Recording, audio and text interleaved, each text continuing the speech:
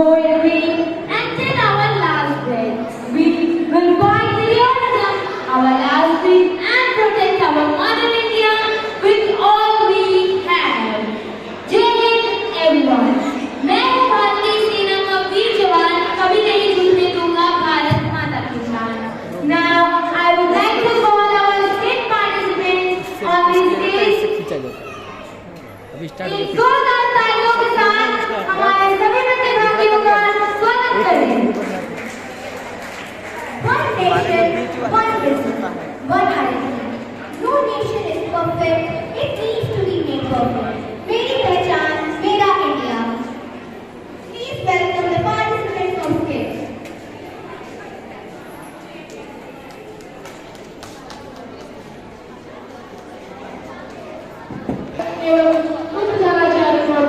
शिक्षकगण और मेरे प्यारे भाई बहन, तो मैं ऐश्वर्य कक्षा 9 का छात्र आज गणतंत्र दिवस के शुभ अवसर पर आपसे कुछ बातें जाहिर करना चाहूँगा. अब आपके साथ कारगिल विजय का प्रसंग प्रस्तुत किया जा रहा है.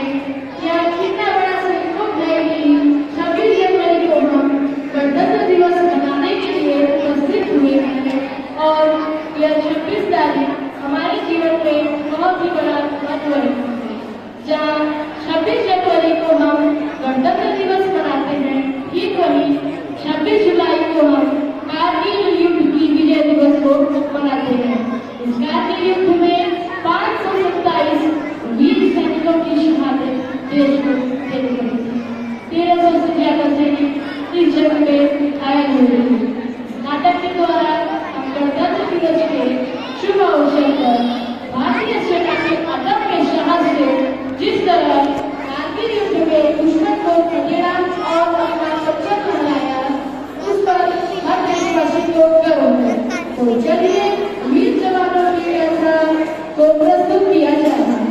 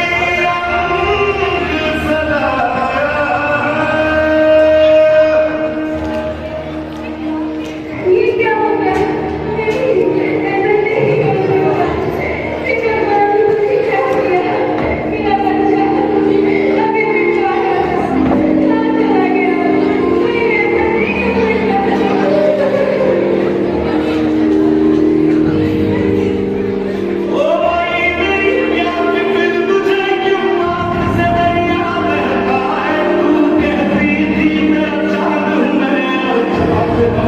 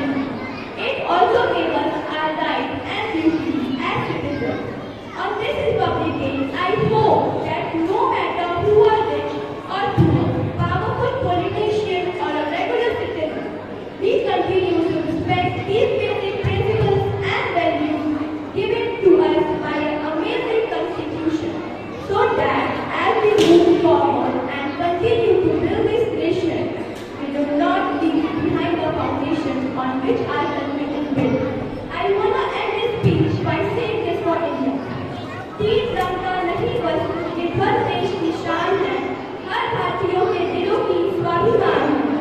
यही गंगा, यही है हिमालय, यही पृथ्वी की जान है और 3 रंगों में रंगा हुआ ये अपना हिंदुस्तान। Thank you.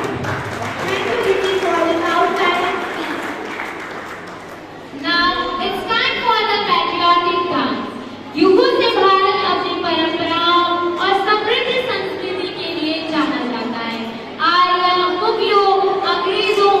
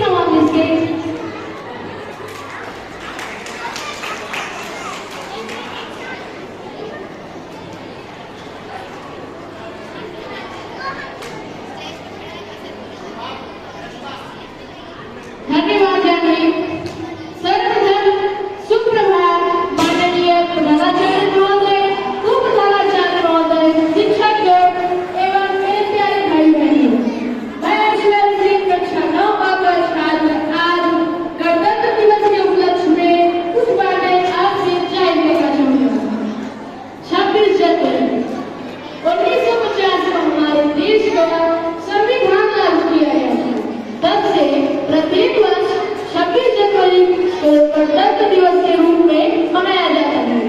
भारत के इतिहास में गणतंत्र दिवस का एक खास महत्व है, क्योंकि भारतीय स्वतंत्रता से जुड़ी सभी बातों का गणतंत्र दिवस में बताया जाता है। इस वर्ष का 74वां गणतंत्र दिवस मनाया जा रहा है। गणतंत्र का अर्थ है जनता के द्वारा जनता के लिए शासन। 26 जनवरी 1950 को हमारे देश भारत को गणतंत्र दिवस के रूप में घोषित किया गया था।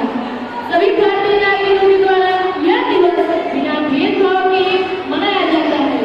हम सभी देशवासियों को भारत का नागरिक होने का गर्व है। समाज में हमारी अलग जाति, धर्म या कई ऐसी चीजें हैं जो हमें अलग करती है, लेकिन इसकी व्यापक तस्वीर यह है कि हम सभी भारतीय हैं। सभी भारतीय एकजुट होकर गणतंत्र दिवस को मनाते हैं। हमारे देश के महान स्वतंत्रता सेनानियों के द्वारा जो उनके प्राणों की आहुति दी गई है, उसके कारण ही भारत को पूर्ण स्वराज दिलाया गया था और इसी दिन हम पूर्ण रूप से स्वाधीन हो गए थे। तो सभी महान स्वतंत्रता सेनानियों से ही आज सभी भारतीय नागरिक अपने देश में स्वतंत्रता के साथ जी रहे हैं। हर तरफ देखो लग रहा जय हिंद का नारा है। हर तरफ देखो लग रहा जय हिंद का नारा है। लिए तिरंगा हाथ में देश झुक रहा सारा है। लिए तिरंगा हाथ में देश झुक रहा सारा है। आओ आया है राष्ट्र पर्व, आओ आया है राष्ट्र पर्व, गणतंत्र हमारा है। नमन मां धरती तुम्हें दिया राष्ट्र पर्व प्यारा है। जय हिंद, जय Bharat. Wow, what a wonderful speech by Aishwarya. Thank you, Aishwarya. Now, I don't have enough words to express the gratitude towards you. And it's time for the welcome of our principal sir. Sir, please share our original glory of Republic Day with us.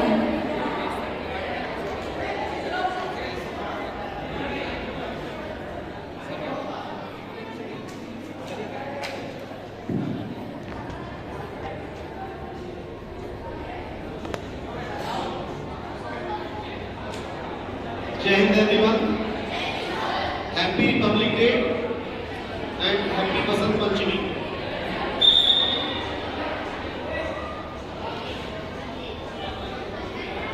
Actually, this program is only for the students, so you all have to be attentive to us.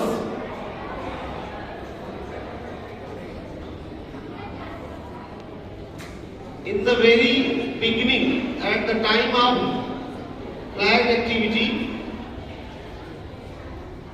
top authority of our school, director sir, he gave the message to you all very clearly in his own mother tongue that needs to be understood by you all. देश आजाद हो चुका है, अब इस आजादी को बचाए रखना है। How can it be possible? He gave a message to you that was once again, I am going to get it reminded.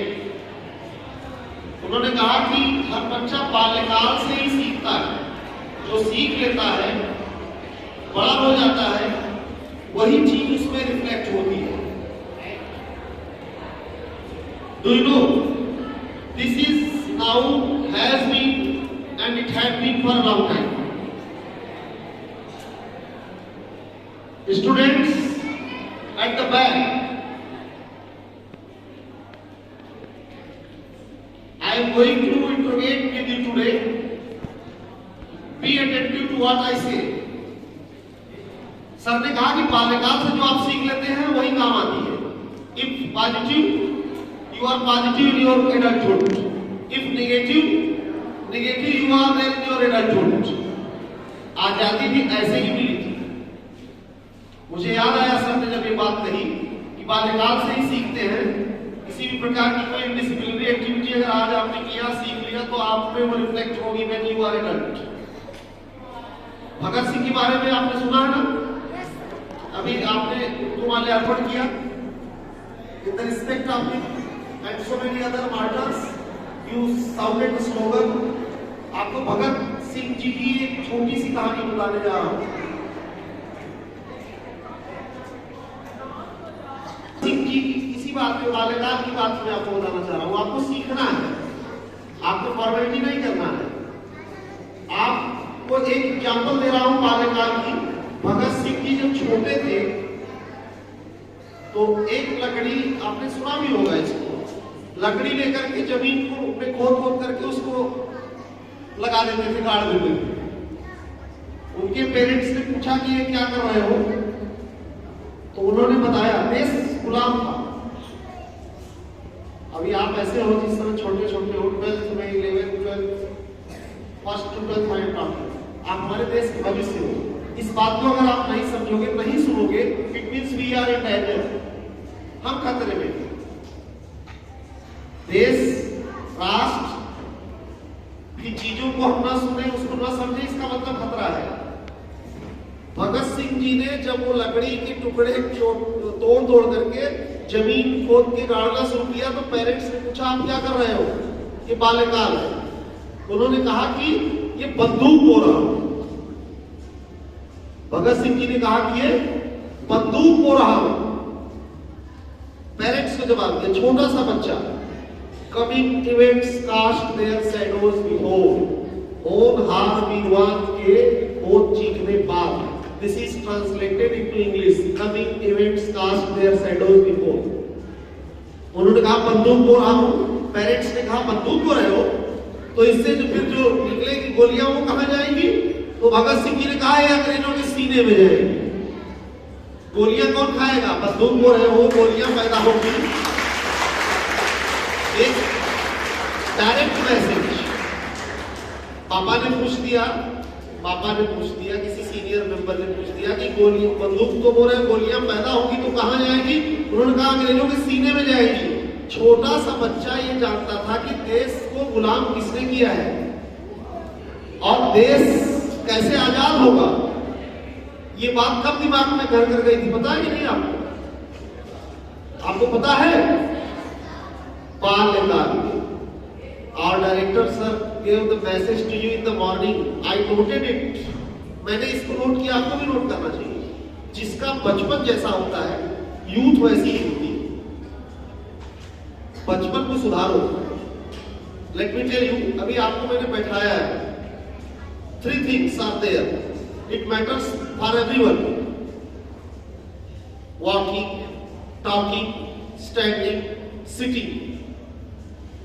उठना, बैठना, बोलना, चलना, ये सबको डिफाइन करता है। अभी आपको इस बात की जानकारी नहीं है। नो मैटर कि how much qualified you are, how you are sitting, how you are standing, how you are walking, how you are talking. उठना, बैठना, चलना, बोलना, this reflects your personality. This is beyond the point of your academic achievement. It should be there in your mind always.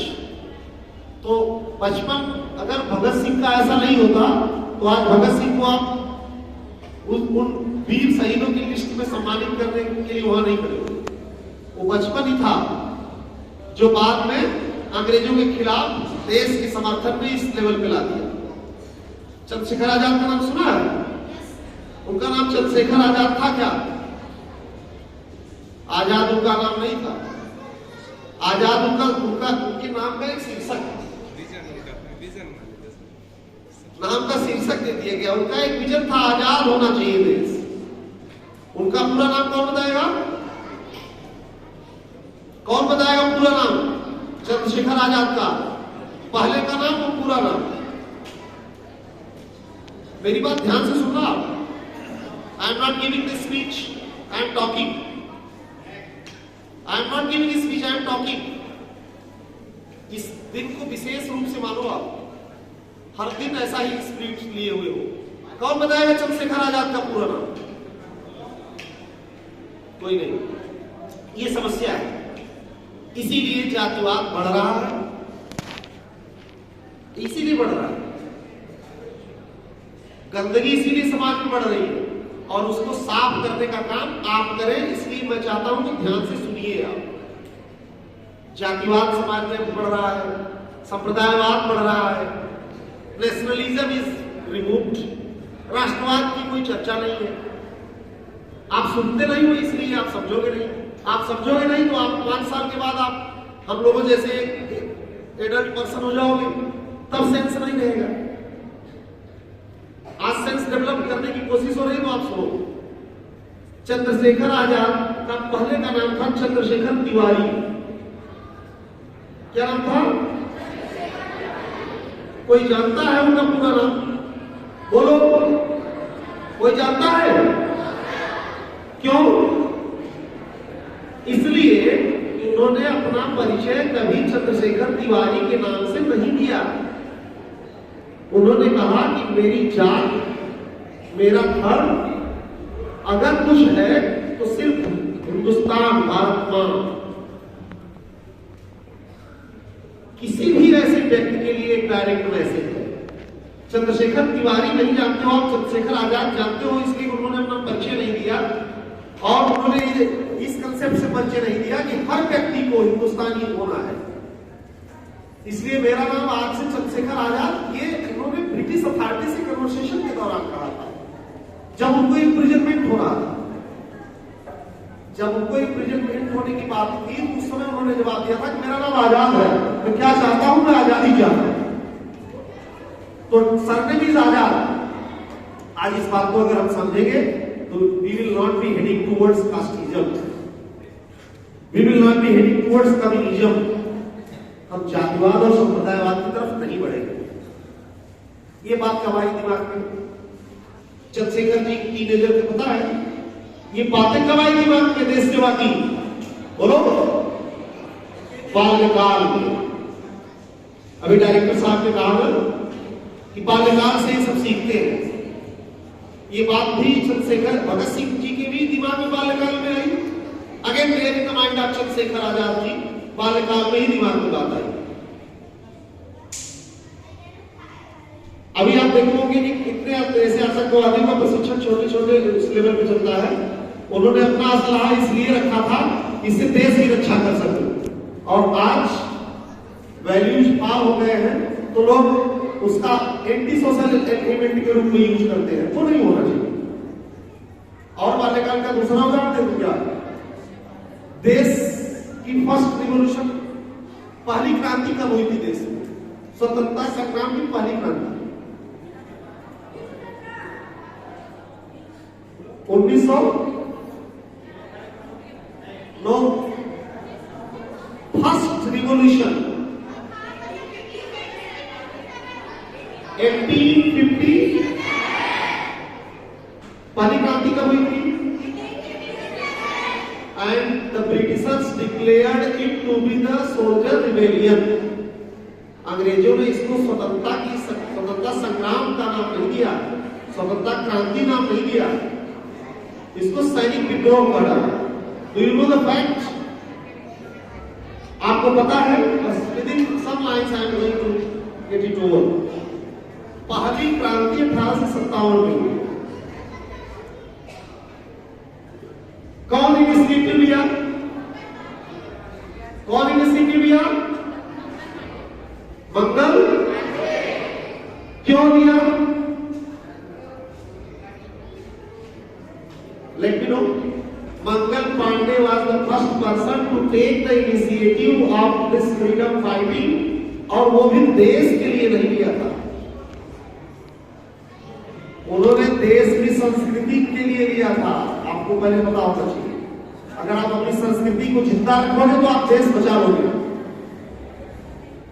Culture of India, if you want to keep it alive, keep it safeguarded, you will be able to safeguard your country. देश की संस्कृति के लिए उन्होंने लिया था। Cow is our mother, गाय हमारी माता है, बचपन से सिखाया जाता था। और वो कारतूस में गाय के मांस लगे होते थे, इसकी जानकारी मंगल पांडे को हो गई। Class 8 NCERT English chapter second और first it is, I think वाला दूसरा चैप्टर है, पढ़ लेना आप, NCERT के सिलेबस में। काउ इज आवर मदर, गाय हमारी माता है, भारतवर्ष की संस्कृति का एक बहुत बड़ा पार्ट है। ये संस्कृति उनमें जिंदा थी। जैसे ही पता चला कि कारतूस में गाय का मांस है, आपको मैं बताना चाहूंगा, Mangal Pandey was just the employee British authority, British government, British सरकार में एक एम्प्लॉई थे, नौकरी कर रहे थे, पैसा मिल रहा था, परिवार चला रहे थे। As soon as he came to know कि गाय हमारी माता है, ये भारत की संस्कृति की मेन लाइन, और गाय का मांस लगा हुआ है कारतूस पर, then this is highly objectionable, ये नहीं हो सकता, ना होने दूंगा। सेना की टुकड़ी का एक पर्सन, एक सोल्जर मंगल पांडे के रूप में खड़ा हो गया। मंगल पांडे के रूप में एक सोल्जर खड़ा हो जाता है।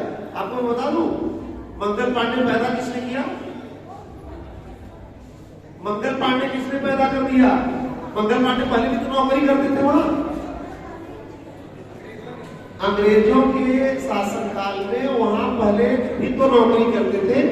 मंगल Pandey was not Mangal Pandey. How? 57 की क्रांति का पहला व्यक्ति किसने पैदा कर दिया? भारतवर्ष की संस्कृति ने। परहैप्स शायद अगर ये बात पता नहीं होती कि इसमें गाय का मांस है और हम ऐसा नहीं होने देंगे, तो शायद मंगल पांडे भी नौकरी करते, रिटायर होते और चले जाते घर। तो मंगल पांडे पैदा करने का काम, मंगल नहीं थे, मंगल को संस्कृति ने बना दिया, हिंदुस्तान की संस्कृति। इसलिए क्लास 12 का फिर लास्ट लेसन, पहला chapter CBSE has given, last lesson में यही बात बताई है, you safeguard your culture and you will be able to safeguard your country. देश की संस्कृति को बचाओ, देश बचा लो। So this is what the culture, cultivating of the culture in you since childhood. बाल्यकाल में ही अपने को ठीक करो। आप डायरेक्टर सर की मैसेज फिर रिपीट कर दे रहा हूं, अपना बाल्यकाल ठीक करो, चाइल्डहुड सही करो, वैल्यूज इसमें डेवलप करो, ऑनेस्ट बनो, ब्रेवरी डेवलप हो आप में, नेशनलिज्म का स्पिरिट डेवलप हुआ आप में। अगर नहीं डेवलप हुआ तो क्या होगा जानते हो? अगर चाइल्डहुड में स्पिरिट नहीं आई, नेशनलिज्म, ऑनेस्टी, ब्रेवरी, वैल्यूज नहीं डेवलप हुए, तो क्या होगा पता है? मैं बताता हूं क्या होगा। 1857 में क्रांति शुरू हुई, आजाद कब हुआ देश? कितने साल लग गए? 1857 में क्रांति शुरू हुई, आजाद कब हुआ देश? कितने साल लगे? 1857 के बाद 1957 आएगा तो 100 साल, 10 घटा दो, कितने साल? 90 साल लग गए। क्यों लग गए जानते हो? कि उस समय के जो वीर जवान थे, नौयुवक थे, उनमें गद्दारी थी, उनमें उनका बाल्यकाल ठीक नहीं था। 1857 में कोई काम शुरू हो, 1947 में समाप्त हो रहा है, 90 साल लग जा रहा है, हिंदुस्तान की धरती पर दूसरा कोई शासन कर रहा है, 90 साल लग जा रहा है, 9 दशक। सरप्राइजिंग, देश के नौयुवकों में उत्थान नहीं थी, अनुशासन नहीं था। अगर आज भी अनुशासन नहीं होगा आपको, आज भी अगर आपने ऑनेस्टी, नेशनलिज्म और अपने पैट्रियोटिक फीलिंग को आप नहीं रखेंगे, अभी मैं बता दूं, this would be very much challenging. 90 साल में इसलिए हुआ कि जितने नौजवान होते थे वो सब में गद्दारी थी, जितने वफादार थे सबने गद्दारों को कन्वर्ट करने की कोशिश करते करते 90 साल लगा दिया। इसलिए लंबा टाइम स्पेन हुआ and then India got freedom. आप कभी इस पर विचार नहीं किए क्या? You should be celebrating your republic day in different way. Students, इस पे कभी विचार करना फिर से मेरी तरफ से। 1857 the work started, India got freedom in 1947। 90 साल क्यों लग गया? हमारे टीचर्स को भी हम रिक्वेस्ट करेंगे they should be discussing the topic there in their classrooms also. Why it took long time, 90 years, 90 साल क्यों लगा? इसको तो शुरू होते ही 1 साल 2 साल में क्रांति का लेवल बढ़ा देना चाहिए था और देश आजाद हो जाता। ये क्यों हुआ? अपने लोगों के फेथलेसनेस की वजह से हुआ, अपने लोगों के सेल्फिशनेस की वजह से हुआ। हम नौकरी करेंगे, हमको सैलरी मिल रही है, अंग्रेजों ने फेडरेशन सिस्टम लगा दिया एजुकेशन का, अच्छी पोस्ट दे दिया, कुछ लोग उनकी वकालत में लग गए। तो it should not be happening, it should not be happening. अभी भी मैं बता दूं, if you are not honest, अभी आप मेहनत से काम करो तो रिजल्ट देखो, और मेहनत से काम मत करो तब रिजल्ट देखो। एक चीज, एक टॉपिक पढ़ाई जाए, मन से पढ़ो, जल्दी सीख जाओगे, अनमने ढंग से पढ़ोगे लंबा समय लगेगा। तो ऐसे ही हुआ, देश के लोगों ने देश को लुटने दिया। अब now this is our responsibility. Ultimately we got the freedom in 1947, Constitution implemented on this particular day we are now celebrating. This is our duty to safeguard the gift. अब इस स्वतंत्रता और गणतंत्रता की गिफ्ट को हम सेफगार्ड करें। This is our duty. Children, there is a direct message once again. I am going to stop myself just for further activities. That collection,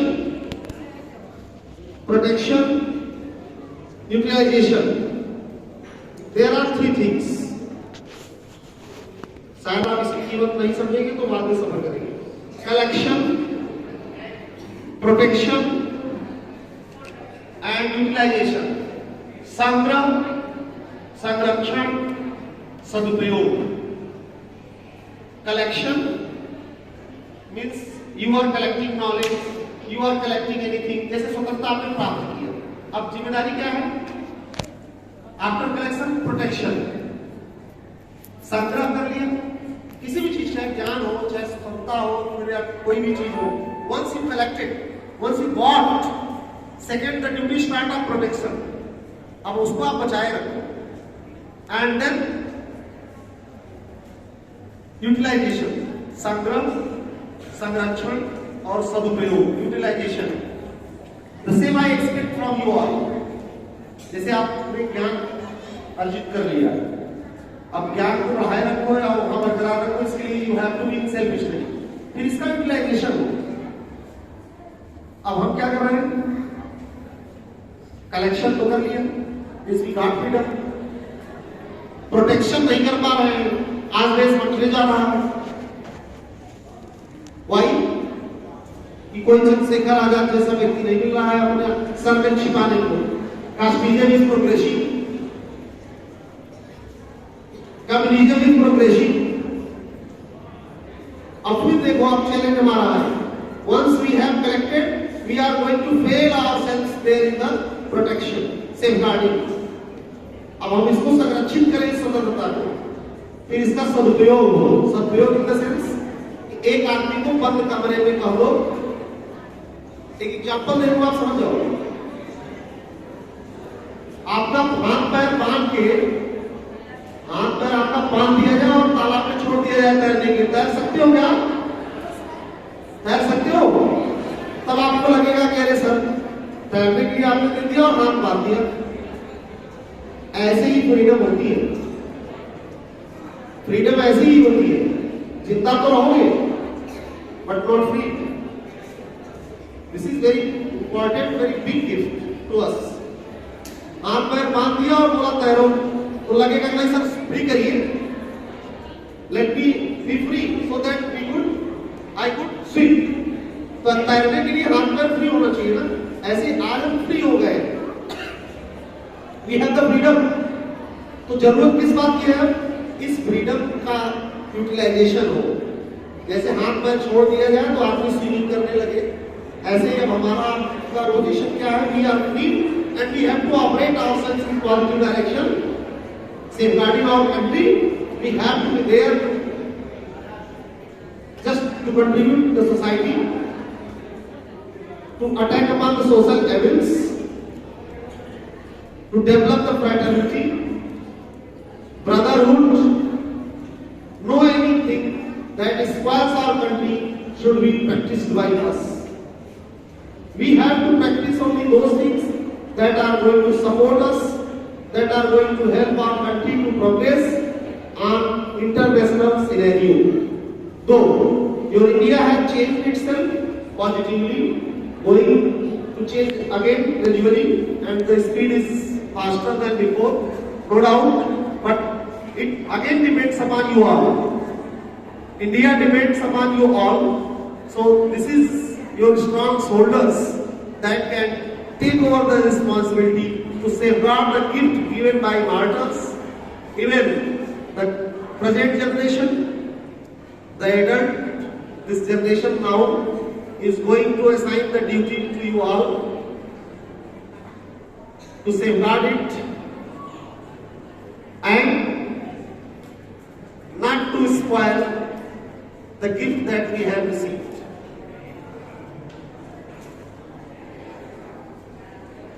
अब तुम्हारे हवाले, गाना सुनते हो आपने? पहली लाइन क्या है? कर चले, फिर से बोलो, कर चले हम जान ओ वतन, उर्दू का वो है, जान वतन साथियों, अपनी जान मतलब अपनी शहादत के बाद या शहादत के समय का मैसेज है, अब तुम्हारे हवाले वतन साथियों। Now this is the duty of you all to safeguard it. ये दिन क्या इसलिए थोड़ी होता है कि आपने झंडा फहराया, आपने मिठाई खाया और आप मूव कर गए, नो। अब तुम्हारे हमारे वतन साथियों, this message is only to you. जो जिम्मेदारी आपको दे रहा है उसकी फीलिंग को समझो, उसके गिफ्ट को सेफगार्डेड रखो, that is all. Thank you so much.